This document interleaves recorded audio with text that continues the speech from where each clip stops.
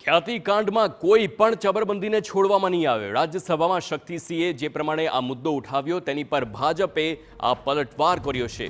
શક્તિસિંહના રાજ્યસભામાં નિવેદન બાદ ભાજપના પ્રવક્તા યજ્ઞેશ દવે સામે આવ્યા અને યજ્ઞેશ દવેએ કહ્યું છે કે સંવેદનશીલ મુદ્દે રાજનીતિ ન થવી જોઈએ। સાથે જ કોંગ્રેસને રાજકીય રોટલા શેકવાથી પણ બચવાની સલાહ આપી છે।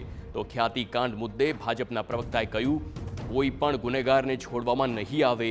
આ દાવ કર્યો અને ફરાર આરોપીઓ ટૂંક સમયમાં કાયદાના સકંજામાં આવશે અને દાખલો બેસે તેવી કાર્યવાહી પણ કરવામાં આવશે તેવું યજ્ઞેશ દવે જણાવ્યું છે। જે ગુનેગારોએ આ ગુનો કર્યો છે એને બક્ષવામાં નહીં આવે। મોટાભાગના ગુનેગારો પકડાઈ ગયા છે અને હજુ પણ જે ગુનેગાર એ કાયદાના સકંજાથી દૂર છે એને પણ ટૂંક સમયમાં પકડી લેવામાં આવશે।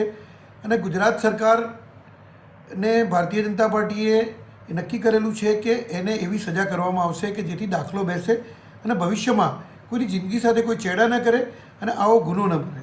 મારી કોંગ્રેસને પણ વિનંતી છે કે આવા સંવેદના પર જ્યારે બનાવ બનતા હોય ત્યારે એની પર પોતે રાજકીય રોટલા ન શેકવા જોઈએ।